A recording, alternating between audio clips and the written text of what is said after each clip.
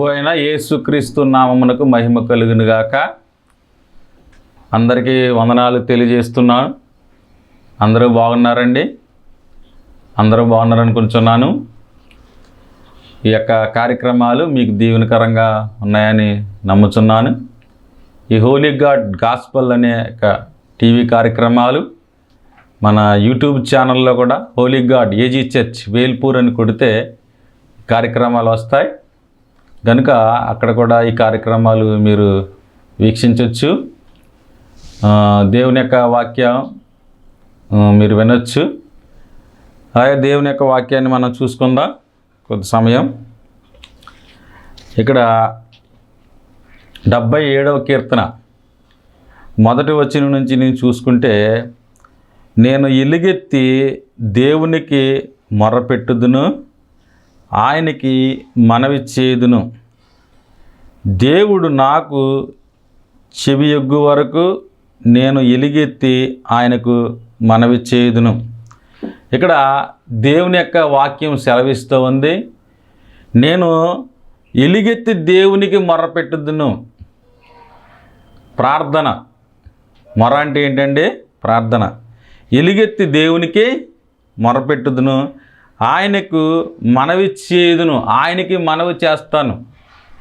ఎలుగెత్తి దేవునికి మొర్రపెడుతూ నేను ఆయనకి మనవి చేస్తాను అని దేవుని యొక్క వాక్యము సెలవిస్తూ ఉంది. కనుక మనము దేవునికి ఎలుగెత్తి మొర్రపెట్టేలా ఉండాలి. దేవుడు నాకు చెవియొగ్గు వరకు నేను ఎలుగెత్తి ఆయనకు మనవి చేయుదును. దేవుడు నా మొర వినే వరకు. దేవుడు వినడా అంటే వింటాడు. అంటే ఒక్కొక్కసారి మన ఆసక్తి ఎంతవరకు ఉందో కూడా దేవుడు చూస్తాడు. ఒక్కొక్కసారి మనం ఎంతవరకు ఆసక్తి కలిగి ప్రార్థన చేస్తున్నామో అని కూడా దేవుడు చూస్తాడనమాట.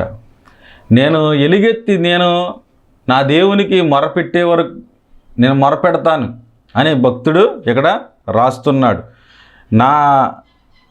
నా మనవి చేదును అంటే చూడండి, భక్తుడు చెప్తున్నాడు, నా దేవుడు నా మొర వినే వరకు నేను ప్రార్థన చేస్తాను, ఆపను.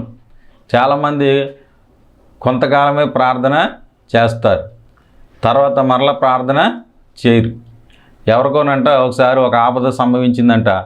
వాళ్ళు అంటున్నారంట, ఇదిగో నన్ను నువ్వు బతికిస్తే నేను మరి ఎన్నడూ ప్రార్థన చేయను, ఈసారి బతికించేది ప్రార్థన చేయడంట. చాలామంది ప్రార్థనలు అలాగే ఉంటాయి అన్నమాట. చాలామంది అవసరాలకి ప్రార్థన చేస్తారు, అవసరాలు తీరిన తర్వాత మరలా దేవునికి ప్రార్థన చేయరు. ప్రార్థన అనేది చాలా ప్రాముఖ్యమైనది. ప్రార్థన చేయడం అంటే అర్థం ఏంటంటే, ఈ పరిస్థితులు నేను దాటలేను, దేవా నాకు సహాయము చెయ్యి అని దేవుని సహాయాన్ని వేడుకొనటమే ప్రార్థన. ప్రార్థన అంటే ఏంటంటే, దేవా ఈ పరిస్థితులు నేను దాటలేను, ఈ ఆర్థికలేమి నేను దాటలేను, లేకపోతే ఇదిగో ఈ కుటుంబ సమస్యలు నేను దాటలేను, నాకున్నటువంటి ఇరుకులు ఇబ్బందులు నేను దాటలేను, నీవు నాకు సహాయము చెయ్యి అని దేవుణ్ణి వేడుకోవడమే ప్రార్థన అంటే. ప్రార్థన అంటే ఏదో ఒక అలవాటుగా చేసేది కాదు, దేవుని సహాయాన్ని కోరుకునేది ప్రార్థన. బైబిల్ గ్రంథంలో అనేక ప్రార్థనలు ఉన్నాయి, చాలా ప్రార్థనలు ఉన్నాయి. మనం ప్రార్థన అనే దాన్ని మనం చూసుకుంటే, ప్రార్థన దేవుడు నిర్లక్ష్యం చేయడు. నువ్వు హృదయపూర్తిగా నువ్వు దేవునికి మొర్ర పెడితే కనుక నీ ప్రార్థన అంగీకరించే దేవుడైన, నీ ప్రార్థన అంగీకరించి నీకు సహాయము చేసే దేవుడు ఆయన. ఇక్కడ అంటున్నాడు, భక్తుడు అంటున్నాడు, దేవుడు నాకు చెవియొగ్గు వరకు నేను ఎలుగెత్తి ఆయనకు మనవి చేయుదును. దేవుడు నాకు చెవియొగ్గు వరకు నేను ఎలుగెత్తి ఆయనకి మనవి చేయుదును. దేవుడు నాకు సమాధానం ఇచ్చే వరకు నేను ఎలుగెత్తి నేను ప్రార్థన చేస్తానంటున్నాడు. కాబట్టి మన జీవితాల్లో కూడా మనము దేవునిని ప్రార్థన చేసేవారుగా ఉండాలి. ప్రార్థన మనకి అలక్ష్యము చేయకూడదు. మనం ఉదయకాలం లేచి కొంత సమయము దేవుని వద్ద గడిపే వారంగా ఉండాలి. తర్వాత మనం ఎప్పుడు ప్రతి సందర్భంలోనూ ప్రార్థన కృతజ్ఞతాస్తుతులు చెల్లించే వారంగా ఉండాలి.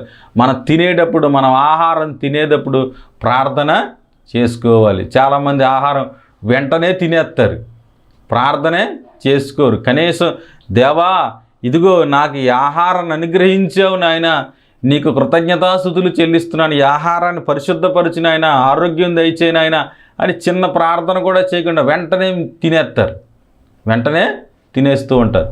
అలా కాదు, మనము ప్రార్థన చేసుకుని దేవుడు మనకి ఇచ్చాడు ఈ ఆహారాన్ని, దేవుడు మనకి ఇచ్చాడు ఈ ఆహారం లేని వాడు ఎంతోమంది, కోట్ల మంది ఉన్నారు ప్రజలు.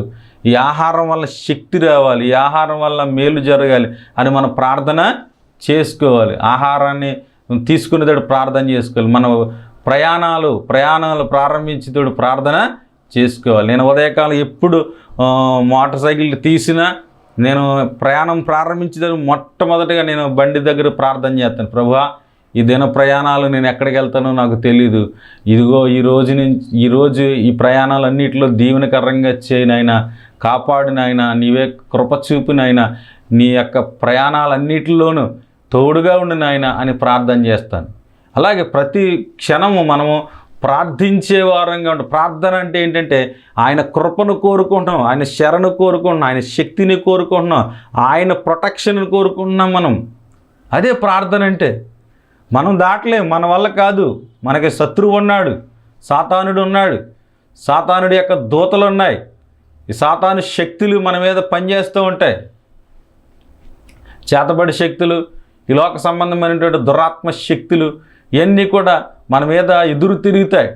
గనుక మనము దేవుని సహాయాన్ని కోరుకుంటే గనక దేవుడు మనకు విజయాన్ని దయచేసే దేవుడై ఉన్నాడు.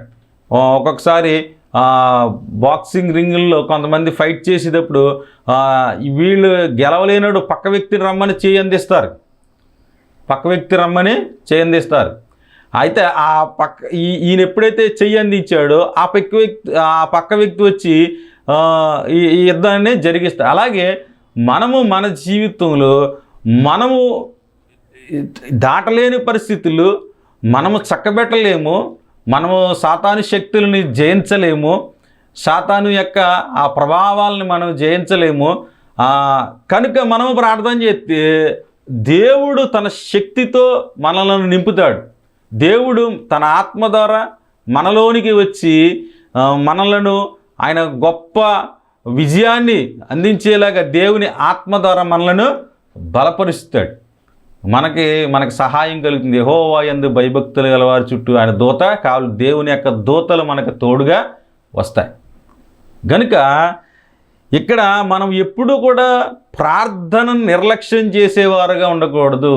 ప్రార్థన నిర్లక్ష్యం చేసేవారుగా ఉండకూడదు. ఎప్పుడు ప్రార్థించేవారుగా ఉండాలి. ఎప్పుడు ప్రార్థన అనేది మనం ఎప్పుడు చేస్తూనే ఉండాలి. ఎప్పుడు హృదయంలో ప్రార్థనా విజ్ఞాపన చేస్తూ ఉండాలి, దేవుణ్ణి స్తుతిస్తూ ఉండాలి.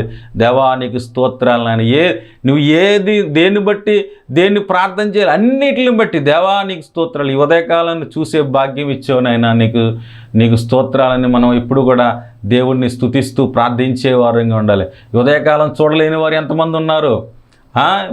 ఎక్కువ మంది నిద్రలోనే చనిపోయే వాళ్ళు చాలామంది ఉన్నారు.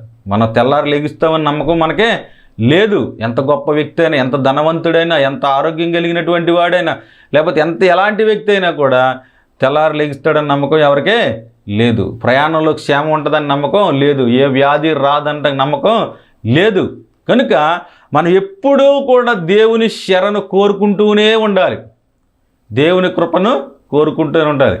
దేవుని శక్తిని మనం ఎప్పుడు కూడా ప్రభువా నా జీవితాల్లో నీ శక్తి ప్రవహించనీయునాయనా అని ఎప్పుడు కూడా దేవుని శరణు కోరుకుంటూనే మనము జీవించాలి. ప్రార్థన అంటే మనము దేవుని శక్తిని కోరుకుంటున్నాం అన్నమాట. దేవా నీవు నా పక్షాన్ని యుద్ధం చేయి, నా వల్ల కాదు, నా పని నేను దాటలేను, నా జీవితంలో నేను దాటే పరిస్థితులు లేవు నాయన, నీవే సహాయం దయచేయనైనా. మన ఆరోగ్యాన్ని మనం కాపాడుకోగలమా? కాపాడలేం. కాబట్టి మనం ఎప్పుడు కూడా ప్రార్థన చేయాలి. ప్రభువా నాకు మంచి ఆరోగ్యం దయచేయనైనా, నాకు మంచి ఆహారం దయచేయనైనా, నా కుటుంబంలో సమాధానం ఉంచినైనా, నా భార్య బిడ్డలను సమాధానంగా ఉంచేలా సహాయం దయచేయనైనా, ప్రభువా ఇరుగు పొరుగు వారు నాతో నెమ్మది కలిగి జీవించడానికి సహాయం దయచేయను. ఇదంతా కూడా దేవుణ్ణి ప్రార్థన చేయడమే. ఇక్కడ ఎలుగెత్తి నేను ఆయనకు మనవి చేయదును, దేవుడు నాకు సహాయం చెయ్యాలి కాబట్టి నేను ఎలుగెత్తి దేవునికి మొరపెడుతున్నాను అంటున్నాడు భక్తుడు. అలాగే మన జీవితాల్లో ఎప్పుడు కూడా ప్రార్థన అనేది ఎప్పుడు చేస్తూనే ఉండాలి. అనుక్షణము సమయం ఉన్నప్పుడల్లా, సమయం లేనప్పుడల్లా కూడా మనము ప్రయాణాల్లో ఉన్న కూడా ప్రార్థన చేయొచ్చు. ఎప్పుడు ప్రార్థన అంటే కళ్ళు మూసుకునే చేయక్కర్లేదు. మనము ప్రార్థన మన హృదయంలో ఎప్పుడు కూడా ప్రార్థన, విజ్ఞాపన, స్తుతి ఎప్పుడు ఆ హృదయంలో ఎప్పుడు చేసుకుంటూ ఉండాలి. ఎప్పుడు కూడా దైవికమైన ఆలోచనలే ఉండాలి. దైవికమైనటువంటి ఆ ఆలోచనలు ఎప్పుడు కూడా మనం కలిగి జీవిస్తూ ఉండాలన్నమాట. ఎప్పుడు దేవుని సహాయాన్ని కోరుకుంటూ ఉండాలి. దేవా నీకు స్తోత్రాలు నాయనా, నీవు నాకు కన్నులు ఇచ్చావు నాయనా నీకు స్తోత్రాలు, నాకు చెవులు ఇచ్చావు నాయనా నీకు స్తోత్రాలు, నాకు ఈ అవయవాలు ఇచ్చావు నాయనా నీకు స్తోత్రాలు. ఎంతోమందికి కన్నులు లేని వాళ్ళు ఎంతమంది ఉన్నారండి ప్రపంచంలో? చెవులు వినబడిన వారు ఎంతమంది ఉన్నారు? మోగవారు ఎంతమంది ఉన్నారు? కాళ్ళు చేతులు లేనటువంటి వారు ఎంతమంది ఉన్నారు? కానీ దేవుడు నన్ను దేవుడు మనల్ని ఎలాగ సృష్టించినందుకు గాను దేవునికి ఎప్పుడు కృతజ్ఞతలు చెప్పేవారంగా, ప్రార్థించేవారంగా, దేవుని సహాయాన్ని కోరుకునే వారంగా మనం ఉండాలి. ఎప్పుడు మనము దేవుణ్ణి ప్రార్థన ఎప్పుడూ చేస్తూనే ఉండాలి. ఆహారం తినేటప్పుడు ప్రార్థన చేయాలి, ప్రయాణాల్లో ప్రార్థన చేయాలి, ఏదన్నా కార్యాలు మనం చేసేటప్పుడు మనం ప్రార్థన చేయాలి. ఒకసారి ఒక ఆయన చెప్పారు, మనం ఒకవేళ అవివేకంగా చేసిన దాన్ని సరైన మార్గం ఉండే దేవుడు మనలను నడిపిస్తాడు అని ఒక ఆయన చెప్పాడు. అంటే మనం ఒక్కొక్కసారి ప్రార్థన చేసుకుని ప్రయాణం చేసినప్పుడు మనం చేసేది ఒకవేళ అవివేకంగా ఉన్నా కూడా దేవుడు దాన్ని సరైన మార్గంలోనే నడిపిస్తాడు. సరైన మార్గంలోనే దాన్ని మనలను నడిపిస్తాడు. మనము దేవుణ్ణి శరణు కోరుకుని మనము ప్రార్థన చేస్తే కనుక దేవుడు మనకు సహాయాన్ని అందిస్తాడనమాట. మనము ప్రార్థించే వారంగా ఉండాలి. ఎలుగెత్తి నేను దేవునికి ప్రార్థన చేస్తాను.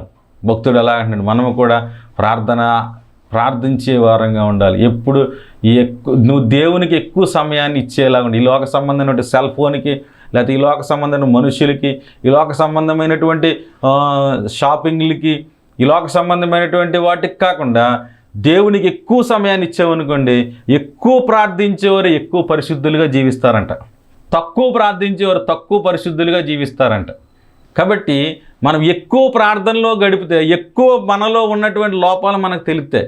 దేవునికి దగ్గర అయ్యేకొలది మనలో ఉన్నటువంటి మలినాలు మనకు తెలుస్తూ ఉంటాయి.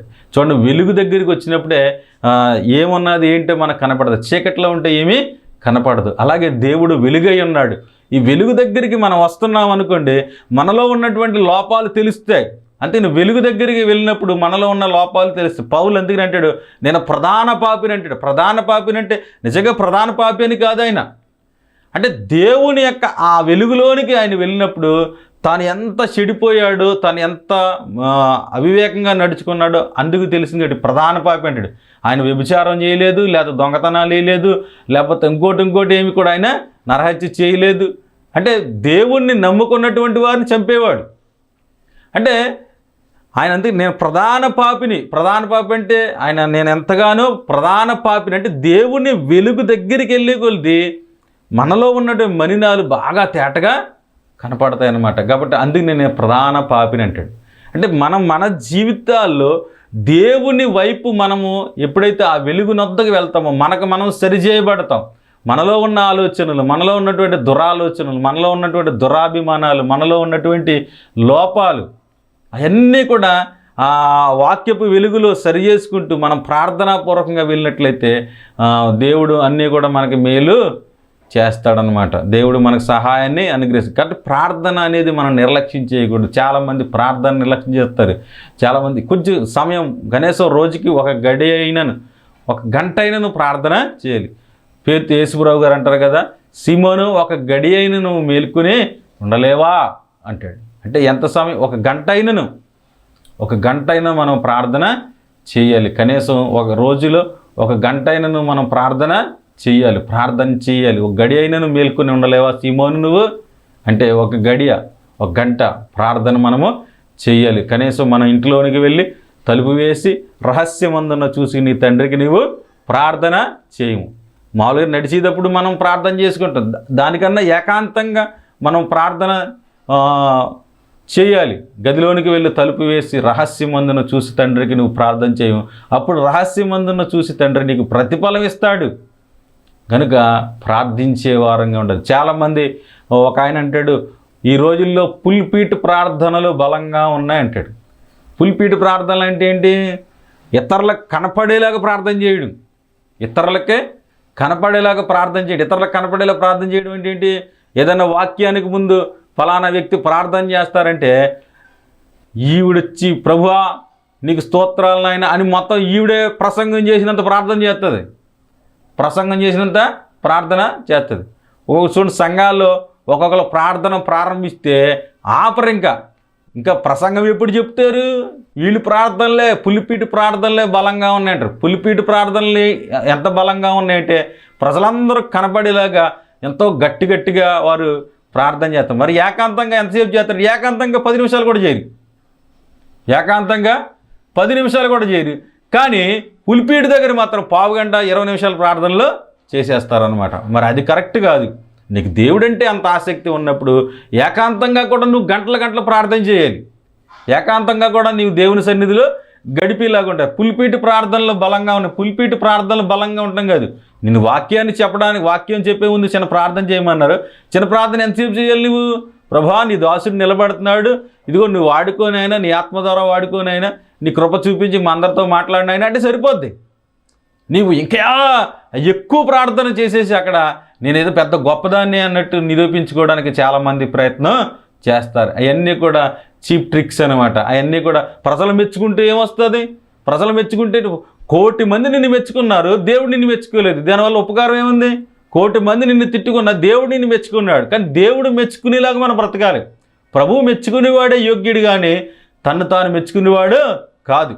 కాబట్టి ప్రభువు మెచ్చుకునేలాగా నువ్వు ప్రార్థన చేయాలి. నువ్వు ప్రార్థన చిన్న ప్రార్థన చేసినా, ఏ ప్రార్థన చేసినా ప్రభువు ఏమనుకుంటున్నాడు? మన హృదయాన్ని చూస్తాడు. ఈ ప్రజలు నన్ను గణపరుచుదురు, పెదవులతో గణపరుచుదురు కానీ హృదయము దూరంగా ఉన్నదంటే యెషయా. అంటే చూడండి, మనము ఏ రీతిగా ప్రార్థన చేస్తున్నాం మనం ఆలోచించుకోవాలి. మనం ఏ రీతిగా మనం ప్రార్థన చేస్తున్నాం అనేది మనము ఆలోచించుకోవాలంట. కాబట్టి నేను ఎలుగెత్తి దేవునికి మొరపెడుతుంది. ఎలుగెత్తి దేవునికి మొరపెట్టినప్పుడు దేవుడు మనలను చూసి ఆయన ఎలాగూ ఫీల్ అవుతున్నాడు అంటే, మనలను చూసి నిజమే వీడు యథార్థమవుతాడు. మనుషులు మనం మోసపోతాం. చాలామంది ప్రార్థన చేస్తారు, డబ్బుల కోసం ప్రార్థన చేస్తారు. చాలా సందర్భాల్లో ఎంతో డబ్బు మీద ఆసక్తితోటి వాళ్ళు ప్రార్థన చేస్తారు. నిజంగా వాళ్ళకి ఇది ఉండదు ఏంటి, ప్రజల మీద ప్రేమ ఉండదు, కానీ డబ్బులు వస్తాయి అని చాలామంది ప్రార్థనలు చేస్తూ ఉంటారన్నమాట. మరి అలాగా ఉండకూడదు. డబ్బు కోసం మనం ప్రార్థనలు చేయకూడదు. దేవుడు ఇస్తాడు. దేవుడు ఎందుకు ఇవ్వడండి? దేవుడు సర్వమును భూమి ఆకాశమును సృజించిన దేవుడు నీ కొరకు నా కొరకు ఆయన వచ్చి రక్తం కార్చాడు. అంత పరిశుద్ధుడైన దేవుడు ఉన్నాడు. ఆ ఇశ్రాయేలు 40 సంవత్సరాలు అరణ్యంలో పోషించిన దేవుడు ఉన్నాడు. మనం డబ్బు కొరకు అన్ని చేసేవారంగా ఉండకూడదు. దేవుడిని మహిమ కొరకు మనం చేయాలి. దేవుడు మన యందు సంతోషించేలాగా మనం జీవించాలి. ఎప్పుడైతే దేవుడు మన యందు సంతోషిస్తాడో దేవుడు మనకు సమస్తాన్ని అనుగ్రహిస్తాడు. అంతేగాని మనుషులను సంతోషపెట్టేలాగా చాలామంది ప్రార్థనలు చేస్తారన్న. మనుషులను సంతోషపెట్టే ప్రార్థనలు కాదు, దేవుడు మన ప్రార్థనలను ఆలకించి మనకు సహాయము చేసేలాగా మనం ప్రార్థన చెయ్యాలి. కాబట్టి మనం ప్రార్థనా పరులుగా మనము మార్చబడాలి. పుల్పీటి ప్రార్థనలు బలంగా ఉన్నట్టు కాదు, కానీ పుల్పీటి ప్రార్థన కాదు బలంగా ఉండదు, ఏకాంత ప్రార్థన బలంగా ఉండాలి. ఏకాంతంగా దేవునితో గడపాలి. ఎప్పుడు కూడా ఏకాంతంగా దేవుని సన్నిధిలో ఎక్కువ సమయం గడిపే వారంగా ఉండాలి. చూడండి, అంటారు కదా, మోకాలు నల్లగా ఉంటే ముఖము తెల్లగా ఉంటుంది. మోకాలు దేవుని సన్నిధిలో వంగితే అప్పుడు నీ ముఖము తేజస్సుగా ఉంటుంది. కాబట్టి మన ప్రార్థన అనేది ఎప్పుడు దేవుని సన్నిధిలో ఎలుగెత్తి మనం ప్రార్థన చేసేవారుగా ఉంటే దేవుడు మనకు సహాయాన్ని అనుగ్రహిస్తాడు. ఎప్పుడు కూడా మన ప్రార్థన ఒకవేళ అంత ఎక్కువగా మనం లేకపోతే కనుక మనం దేవుని సహాయాన్ని పొందలేం. కాబట్టి మనం హృదయపూర్తిగా దేవుని సన్నిధిలో ఎక్కువ సమయం ప్రార్థన చేసేవారుగా ఉండాలి. ప్రార్థన ఆత్మను కలిగి మనము జీవించాలి. ప్రార్థన అంటే చెప్పుకున్నాం కదండి, దేవుని సహాయాన్ని అడగడం. దేవుడు మనకు సహాయాన్ని అనుగ్రహిస్తాడు. మన బైబిల్ గ్రంథంలో ఒక స్త్రీ దేవుని సహాయాన్ని ఇలా అడిగింది. చాలామంది ఉన్నారు. అయితే మొదటి సమూయేలు గ్రంథంలో ఆ మొదటి సమూయేలు గ్రంథం మొదటి అధ్యాయంలో మనకు కనబడుతుంది హన్నా కనబడుతుంది. హన్నాకు పిల్లలు లేరు, సంతానము లేదు. అయితే సంతానము లేనటువంటి హన్న దేవుని సన్నిధికి వచ్చి ఆయన ప్రార్థన చేసుకునేదన్నమాట. ప్రార్థన చేసుకునేది. అయితే పెనిన్న ఎప్పుడూ ఏడిపిస్తూ ఉండేది. పెనిన్న అంటే తన యొక్క తోటికోడలు. తన యొక్క ఆ రోజుల్లో బహుభార్యాతత్వం ఉండేది కనుక ఎల్కానా 2 భార్యలను చేసుకున్నాడు, హన్నా, పెనిన్న. ఈ పెనిన్నకు పిల్లలు ఉన్నారు కానీ హన్నాకు పిల్లలు లేరు. హన్నా దేవుని మందిరానికి వెళ్ళి ప్రార్థన చేసుకున్నప్పుడు పెనిన్న ఎక్కువ కోపం పుట్టిస్తూ ఉండేదంట. ఏమనంటే, నీకు ఇంకా పిల్లలు పడతారేంటి, నువ్వు గుడ్రాలువు, నీకు పిల్లలు పడతారేంటి అని ఎక్కువ కోపం పుట్టిస్తూ ఉండేది. అయినా సరే అన్న ప్రార్థన చేసి, ఇందాక మనం చదువుకున్న కీర్తనలో, నేను ఎలుగెత్తి యెహోవాకు మొరపెడతాను. దేవుని సన్నిధిలో ఆమె మొరపెట్టినట్టుగా మనకు కనపడుతుంది. దేవుని సన్నిధిలో ఆమె ఏడుతో మొరపెట్టింది, అయ్యా ప్రభువా, నాకు ఒక కుమారుని దయచేయి నాయన, ఆ కుమారుడు నీకు అప్పగిస్తాను నాయన, నీ సేవకి ఇస్తాను నాయన, నువ్వు నా కుమారుని దయచేయనని ఎలుగెత్తి మొరపెట్టిందంట. అక్కడ ఎంతగానో తన హృదయమంతా కుమ్మరించింది. అన్న కుమ్మరించి ఆమె ప్రార్థన చేసిందనమాట. చేసి అక్కడ ఉన్నటువంటి ఏలీకి తను ఎంత నలిగిపోతుందో అర్థం కాలేదు. ఆమె మత్తురాలనుకున్నాడు ఏలి, కానీ ఆమె ఎలుగెత్తి ఆమె ప్రార్థన చేసిందనమాట. చూడండి, మనము కూడా దేవుని సన్నిధిలో అలాగూ ఎలుగెత్తి ప్రార్థన చేసేవారంగా ఉండాలి. చేసిన తర్వాత ఆ దేవుడు ఆమె యొక్క గర్భాన్ని తెరిచాడు. యెహోవా ఆమెను జ్ఞాపకం చేసుకుని కుమారుణ్ణి దయచేసిన తర్వాత ఆమె అతనికి సమూయేలని పేరు పెట్టింది. తర్వాత ఆ బాలుణ్ణి తీసుకొచ్చి తాను బ్రతుకు దినములన్నింటినీ యెహోవాకు ప్రతిష్ఠితుడు అని చెప్పాను. తీసుకొచ్చింది ఆ 1వ అధ్యాయం 28వ వచనంలో మనకు కనబడుతుంది. ఈ బాలుడు, ఈ సమూయేలు బ్రతికినంతకాలం యెహోవాకు ప్రతిష్ఠితుడిగా ఉంటాడు అని చెప్పింది. ఏదైతే ప్రార్థన చేసిందో ఆ ప్రార్థనను ఆలకించి దేవుడు కుమారుణ్ణి దయచేస్తే ఆ కుమారుణ్ణి మరలా తీసుకొచ్చి దేవుని సన్నిధిలో చేసిన మొక్కుబడి చెప్పున ఆమె ఇచ్చింది. దేవుని స్తోత్రం, హల్లెలూయా. చాలామంది మొక్కుబడి చేస్తారు కానీ ఎవరు, చాలామంది ఇదిగో మేము చూడండి దేవునికి ఈసారి నమ్మకంగా 10వ భాగం ఇస్తామంటారు, కానీ ఎవరు, వాళ్ళకి ఏదో కష్టం కలిగినప్పుడు మొక్కుకుంటారు కానీ ఎవరు. కానీ హాస్పిటల్లో ఉన్నప్పుడు నేను ప్రతి ఆదివారం క్రమంగా సమయానికి మందిరానికి వెళ్ళిపోతానంటారు కానీ వారు వెళ్ళరు. చాలాసార్లు మొక్కుకుంటారు కానీ వారు చేయరు. కానీ అన్న అలా కాదు, తాను వెలుగెత్తి మొరపెట్టింది, కార్యాన్ని పొందుకున్న తర్వాత ఆ సమూయేలుని తీసుకెళ్ళి మరలా అక్కడే మందిరంలో వదిలేసింది. దేవునికి స్తోత్రం. నిజంగా అన్న భక్తి చాలా మంచి భక్తి. పెదవులతో గణపరిచే భక్తి కాదు అది. దేవుణ్ణి హృదయపూర్వకంగా ప్రేమించినటువంటి వ్యక్తి అన్న. కాబట్టి మరలా సమూయేలుని తీసుకొచ్చి అక్కడే వదిలేసింది. కానీ దేవుడు చూడండి, మరలా అన్నాను దర్శించాడు దేవుడు. ఆ 2వ అధ్యాయం 27వ వచనం ఉన్నది. యెహోవా అన్నాను దర్శింపగా ఆమె గర్భవతి 3 కుమారులను 2 కుమార్తెలను కని. చూడండి, దేవుడు అన్న దేవునికి ఇచ్చినందున దేవుడు మరలా ఆమె గర్భాన్ని మరలా దీవించాడు. మరలా 5 పిల్లల్ని దేవుడు ఇచ్చాడు. దేవుడు ఎవరిని కూడా నిర్లక్ష్యం చేసే దేవుడు కాదు. మరలా హన్నాకి మళ్ళీ 5 పిల్లల్ని దేవుడు ఇచ్చాడనమాట. చూడండి, ఇక్కడ సమూయేలు బేర్షిబా దాను మొదలుని బేర్షిబా వరకు ఆయన ప్రవక్తగా స్థిరపడిను. 3వ అధ్యాయం 20వ వచనంలో. కాబట్టి సమూయేలు యెహోవాకు ప్రవక్తగా స్థిరపడినని దాను మొదలుని బేర్షిబా వరకు ఇశ్రాయేలు అందరూ తెలుసుకునేది. ఇక్కడ చూడండి, హన్నా యొక్క కుమారుడు దాను మొదలుని బేర్షిబా వరకు ఆయన ప్రవక్తగా నిలబడ్డాడు. కానీ హన్నా కనిన కుమారుడు సమూయేలు అంత పెద్ద ప్రవక్తగా మార్చబడ్డాడు. కానీ పినిన్న పిల్లలు ఏమయ్యారో ఏంటో చరిత్రలో కనబడలేదు. కాబట్టి ప్రార్థనలో పుట్టినటువంటి పిల్లలు గొప్పవారు అవుతారు. నీవు కూడా ప్రార్థన చేసుకో, దేవుని యొక్క సన్నిధిలో నువ్వు ప్రార్థన చేసుకో. నీ పరిస్థితి ఏమైనా, నీకు పిల్లలు లేరని బాధపడుతున్నావేమో, లేకపోతే డబ్బు లేదని బాధపడుతున్నావు, లేకపోతే ఉద్యోగం లేదని బాధపడుతున్నావు, ఇల్లు లేదని బాధపడుతున్నావు. కానీ నువ్వు ఎప్పుడైతే ప్రార్థనాపూర్వకంగా పొందుకుంటే అది దీవెనకరంగా ఉంటుంది. ప్రార్థనాపూర్వకంగా పొందుకుంటే అది ఆశీర్వాదకరంగా ఉంటుంది అన్నమాట. చూడండి, ప్రార్థనలో పుట్టినటువంటి కుమారుడు సమూయేలు దాను మొదలుకుని బేర్షెబా వరకు ప్రవక్తగా ఉన్నాడనమాట ఆయన. కాబట్టి నువ్వు ఎలుగెత్తి దేవునికే మొరపెడితే ఆయన నీకు సహాయమును ఆయన అనుగ్రహించే దేవుడు. అన్న అలాగే ఎలుగెత్తి మొర్రపెట్టి దేవుని దగ్గర నుంచి కార్యాన్ని పొందుకుని ఆమె ఎంతో గొప్పగా మరలా దేవుని సన్నిధికి సమూయేలుని తీసుకొచ్చి పెట్టి, తర్వాత దేవుడి యొక్క ఆ చిత్తాన్ని ఎప్పుడైతే నెరవేర్చిందో మరలా దేవుడు ఆమెకు మరలా పిల్లల్ని అనుగ్రహించాడు. కాబట్టి మంచి దేవుణ్ణి కలిగి ఉన్నాం. ప్రజలారా, మీరు భయపడకండి, ఏ విషయంలోనూ బెదరకండి. మంచి దేవుని మనం కలిగి ఉన్నాం, గొప్ప దేవుని మనం కలిగి ఉన్నాం. ప్రేమ కలిగిన దేవుడు, దయగలిగిన దేవుడు. తండ్రి తన కుమారుల ఎడల జాలిపడినట్లు యెహోవా తన యందు భయభక్తులు గల వారి ఎడల జాలిపడే దేవుడు. అలాంటి దేవుని కలిగి ఉన్నాం. మీరు చెడ్డవారేండి, మీ పిల్లలకు మంచి ఈవులనియనిరి ఉండగా పరలోకమందున్న తండ్రి మీకు మరలా ఎంతో నిశ్చయంగా తన పరిశుద్ధాత్మనిస్తాడు, మంచి ఈవులనిస్తాడు. కాబట్టి దేవుడు మంచి దేవుని మనం కలిగి ఉన్నాం, గొప్ప దేవుని కలిగి ఉన్నాం, పరిశుద్ధుడైన దేవుని మనం కలిగి ఉన్నాం.